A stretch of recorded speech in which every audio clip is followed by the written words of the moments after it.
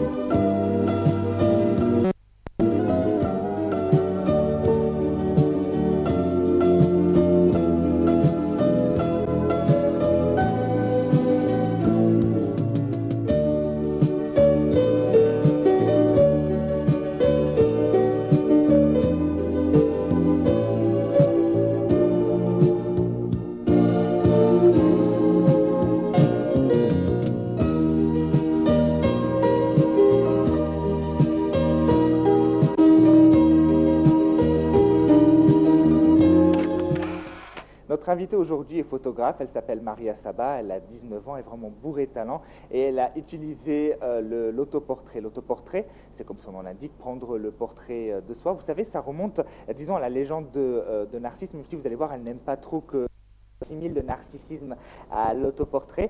Ne dites surtout pas, si vous ne voulez pas la fâcher, ne dites surtout pas un selfie, ça n'a rien à voir. Vous allez voir quand même que l'autoportrait, c'est un art avec ses techniques, sa manière de faire. L'autoportrait exprime des sentiments de différentes manières, avec beaucoup d'innovation. Donc c'est vraiment très sérieux. Et elle prend ça très au sérieux, vous allez voir. Je vous laisse avec elle.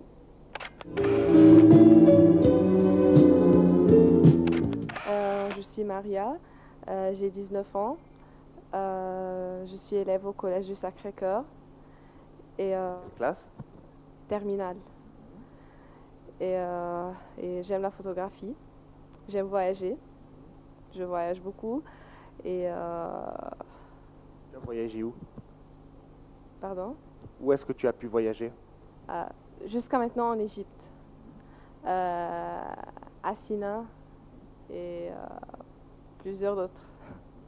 Alors, ça a commencé un petit peu par hasard avec toi. D'abord, c'est à travers des appareils, des jouets, puis le portable, et puis tu t'es mise vraiment à photographier plus professionnellement. Alors, je voudrais que tu me racontes ces détails. Premièrement, je ne sais pas comment j'ai commencé ou quand est-ce que précisément, parce que c'est venu comme ça. Mais bien sûr, au début, c'était avec le portable. N'importe qui commence la photographie, c'est le portable. Et puis, j'avais une caméra, simple caméra. J'ai commencé à prendre des photos comme ça. Et puis, il y a 2 ans que j'ai commencé l'autoportrait.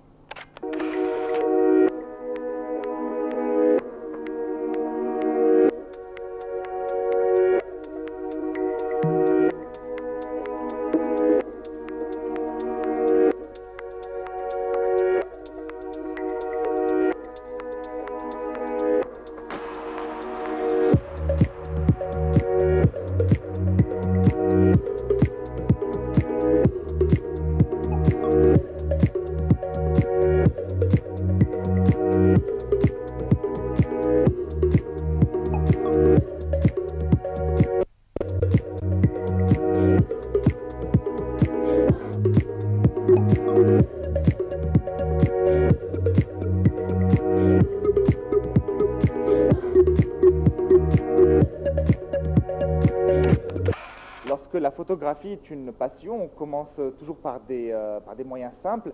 Et après, en se perfectionnant, on utilise des techniques de plus en plus compliquées. Maria, c'est ce qui s'est passé pour toi, c'est ça?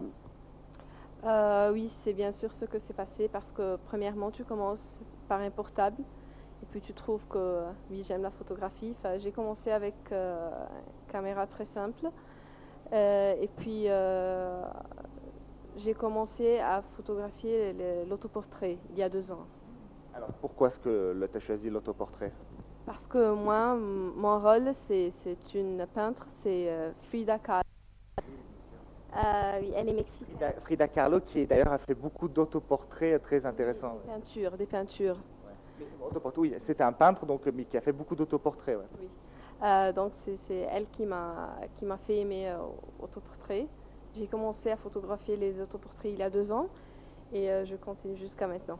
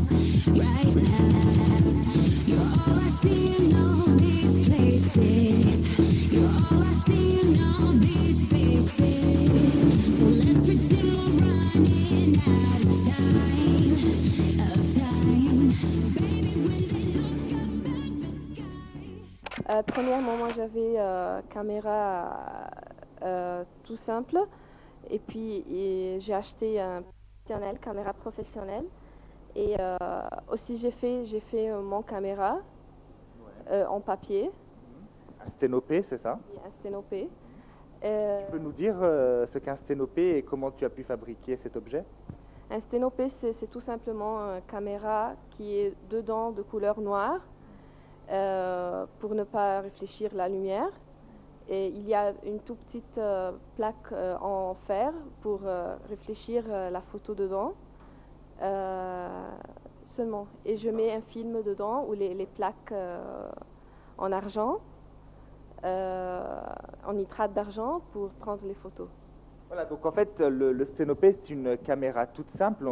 Tout simplement, c'est un carton avec un trou. C'est d'ailleurs pour ça que ça s'appelle pinhole camera en anglais, c'est ça? Je prononce bien, pinhole camera? C'est ça, exactement. Donc, et puis la lumière, exactement le système, comment on a pu trouver au fond la caméra, comment on a pu photographier, comment on a découvert le principe de réflexion, même dans l'œil. Un espace noir, donc c'est le carton avec un trou qui laisse passer une lumière, et puis donc les films en nitrate d'argent, donc des films monochromes, c'est ça? Oui, au début c'était des films monochromes, mais maintenant il y a des films en couleur. Même avec le sténopé, tu peux faire des photos couleur? Oui, oui, ça dépend du film.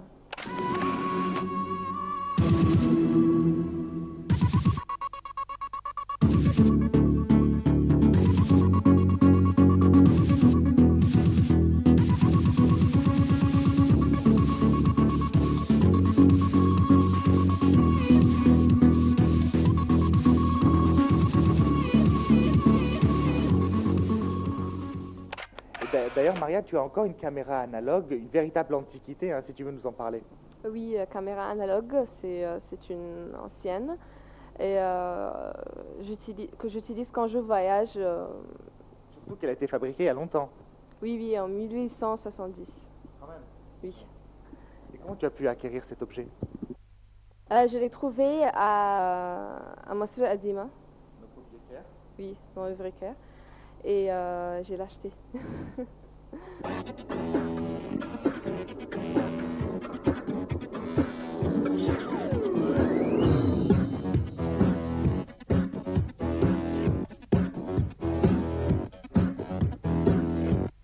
as une collection à la maison? Oui. Combien de caméras? 3. 3. Alors, les dates? 3 analogues. 3 analogues, quelle date? Non, je ne sais pas précisément quelle date. Bon. Il y a des caméras quand même sans nom. Des caméras sans nom? Oui. Mais alors, avec cette caméra analogue, est-ce que tu peux toujours te permettre de prendre de belles photos? Ah oui, bien sûr. D'accord. Oui. C'est facile ou difficile à maîtriser? Personnellement, moi j'ai essayé, c'est pas si simple que ça. Ah, tu as essayé. C'est pas difficile. Parce qu'il n'y avait pas beaucoup d'options dans la caméra, c'était seulement le focus. Mais rien que régler le focus, là, enfin, l'autofocus, donc c'est pas facile. Je ne comprenais pas comment le régler. Ah, parce que dans les caméras maintenant, il y a l'autofocus, mais dans les anciens, il n'y avait pas.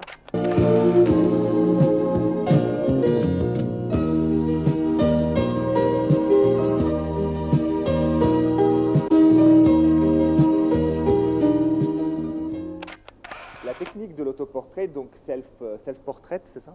Oui. Comment tu prononces en anglais? Je suis pas doué en anglais. Self-portrait. Voilà, c'est ça, exactement. Donc l'autoportrait est une technique qui a été adoptée par de grands peintres, Rembrandt, donc notre artiste Frida, c'est ça? Oui, Frida. Frida Kahlo. Nous avons énormément de peintres qui s'y sont mis. Alors on va voir ensemble avec Maria, disons, sa manière de concevoir cet art.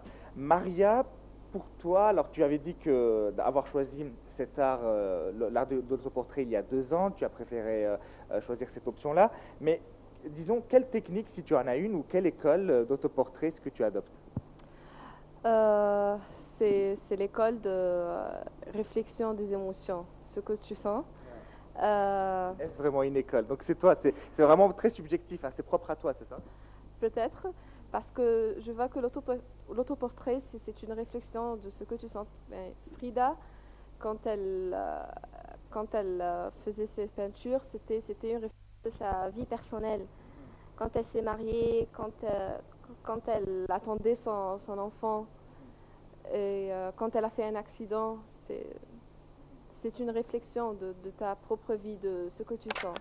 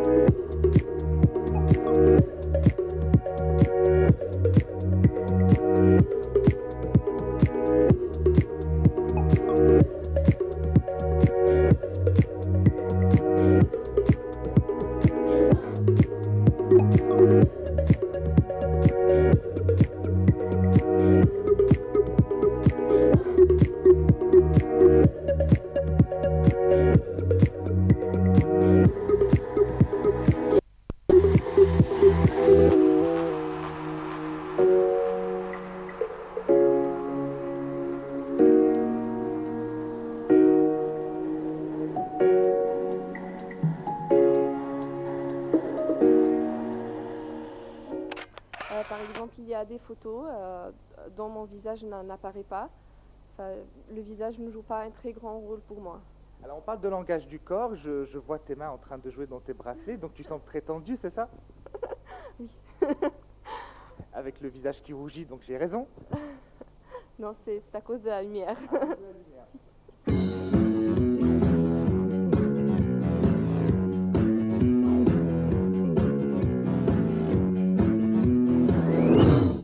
Maria, est-ce que l'autoportrait n'est pas finalement une forme de narcissisme? Non, parce que c'est pas parce que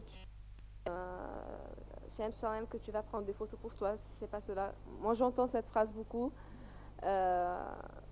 C'est un genre d'art.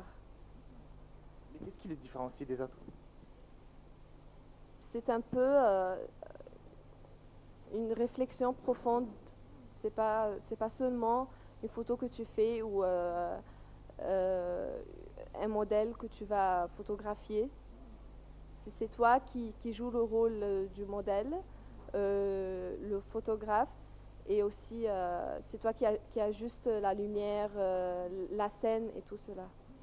C'est un peu, disons, comme, on va dire, des peintres romantiques ou l'école romantique qui préfère parler du moi, de son moi, au lieu pour vraiment exprimer ses sentiments, etc.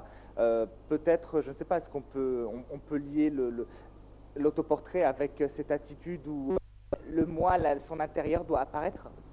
C'est pas tellement romantique parce que parfois c'est pas seulement une réflexion, ça peut être juste une photo artistique tu es le modèle et tu apparais dans une scène que tu as créée avec une lumière précise, des couleurs et parfois le monochrome. Ça joue un grand rôle dans les photos. Donc c'est pas tellement une réflexion seulement de soi-même. Ça peut être seulement que tu joues un rôle de modèle dans une scène.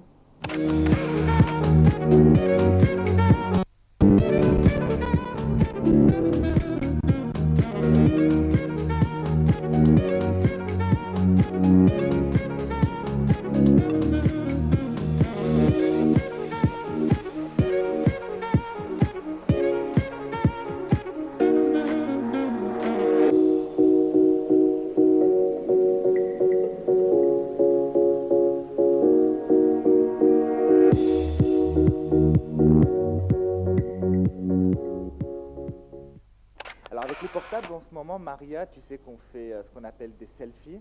Est-ce qu'on n'a pas l'impression qu'on peut lier les deux? Parce qu'au fond, le selfie, c'est ça, c'est un portrait de soi dans différentes positions, avec différents faciès. Il y en a qui font des bisous, il y en a qui font des grimaces. Mais est-ce qu'on ne peut pas rapprocher les deux? Non, je ne crois pas. Pourquoi? Parce que le selfie, c'est tu ouvres la caméra de ton portable et tu prends la photo de ton visage seulement. C'est un peu pour s'amuser. Mais l'autoportrait, c'est un peu plus profond. Il y a l'angle où tu vas mettre la caméra, la scène, les couleurs, la lumière, l'histoire que tu vas transmettre par ta photo. Est-ce que le selfie ne serait pas populaire de l'autoportrait? Parce que l'autoportrait, au fond, c'est vrai que ce sont des techniques, c'est toute une mise en scène, c'est tout vraiment un art. Est-ce que faire des selfies ne serait pas la vulgarisation, la simplification de tout cet art? Je ne crois pas que ça a un rapport avec l'autoportrait parce que il y a des caméras maintenant qui ont des portables, je veux dire, qui ont des caméras devant. C'est pour parler avec quelqu'un et maintenant c'est utilisé pour prendre des photos. Enfin, ça par rapport au self-portrait.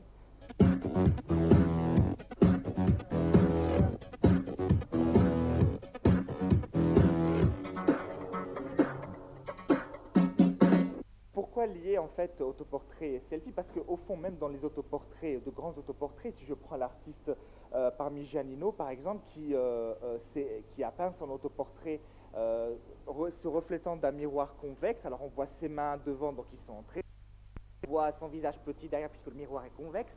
Ça correspond un peu disons à la mentalité du selfie où on essaie de se caricaturer, non? Mais prendre une photo dans un miroir, c'est pas tellement un selfie parce que il y a une école dans laquelle ils utilisent le miroir pour prendre des photos. C'est une école. Le miroir joue un très grand rôle dans la photographie. Ça donne beaucoup d'idées. Tu peux prendre beaucoup de photos en utilisant le miroir. C'est une école. Est-ce que c'est plus facile avec un miroir ou c'est plus difficile? C'est pas question de facile ou difficile, mais c'est unique. Les photos seront uniques.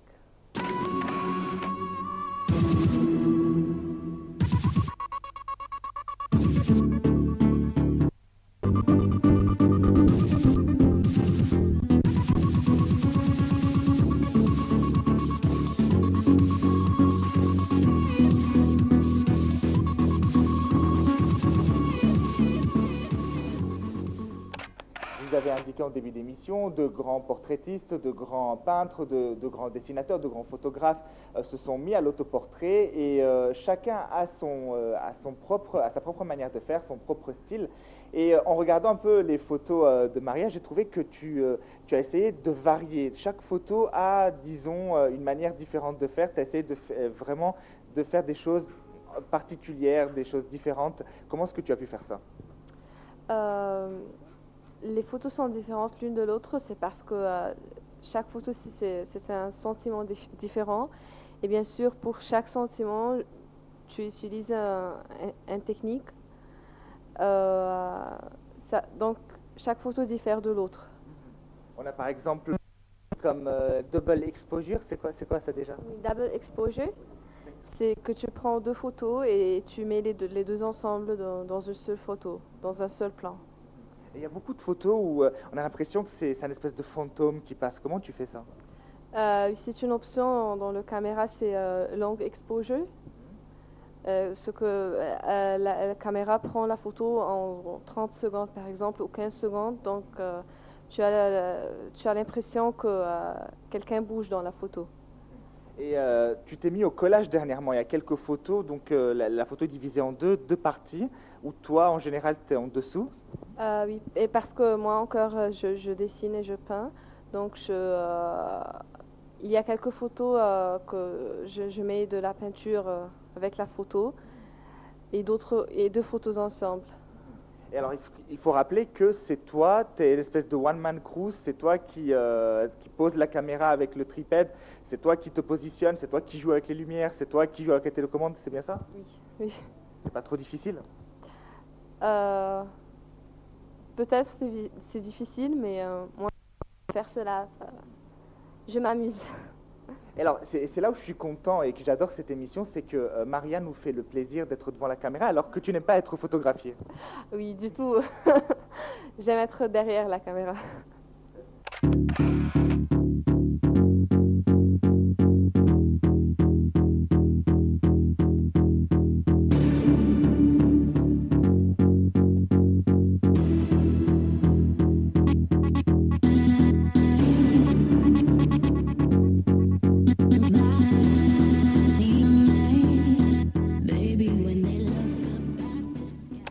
Et alors, Maria, qu'est-ce qui donne la puissance à l'autoportrait, à cet art? Plusieurs facteurs, les couleurs, la lumière, l'angle de la photo.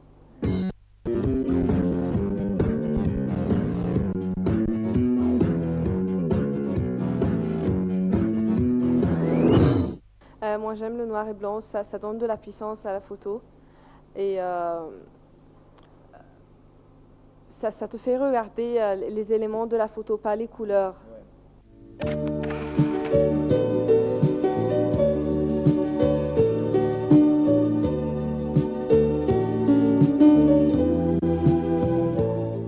Dernière partie, parce que mais Maria, je te trouve très à l'aise hein, quand même devant la caméra. Maintenant, tu as commencé à être détendu par rapport, Oui. par rapport au début. Oui. Bon, alors je vais terminer avec toi par parler un petit peu de tes plans. D'abord, où tu en es. J'ai vu que tu avais fait des concours par exemple National Geographic, par exemple, et d'autres concours. Tu peux nous en parler un peu? Oui, il y avait un concours sur National Geography. C'était des photos avec des histoires. Donc j'ai fait 3 photos. Il y a une amie qui m'a écrit les histoires pour ces photos. Il y a aussi le Cairo Camera Club. C'est un club pour la photographie et il y a une réunion chaque mercredi. Euh, Qu'est-ce que t'apporte en fait d'être en groupe comme ça de photographes? c'est un échange d'expérience. Tu vois les photos des autres photographes des âges différents. Il y a des photographes âgés, des plus jeunes et dans beaucoup d'histoires et beaucoup de sentiments, d'autres sentiments. Donc c'est une expérience. Donc tu veux continuer dans ce domaine? De la photographie. Moi, je veux être une réalisatrice. Ah oui, bah, ça reste dans le même cadre, hein. Une vidéo, c'est 24 images par seconde, donc ça reste dans le même cadre. Euh, et donc ça, c'est ta carrière professionnelle et aussi ta passion. Tu voudrais vraiment rester dans le milieu du visuel. De l'art. De l'art, Oui. et du visuel en particulier. Qu'est-ce que je voulais te dire? Oui, alors on dit que la photo, pour conclure, équivaut à 1000 mots. Est-ce que tu en es consciente? Est-ce que tu trouves que c'est vraiment ce qui colle bien avec la photo? Ah oui. Oui, parce que la photo, c'est vraiment une expression de ce que tu sens. C'est ce que tu ne peux pas dire, tu peux l'exprimer à travers la photo. Bah, bonne chance alors. Merci.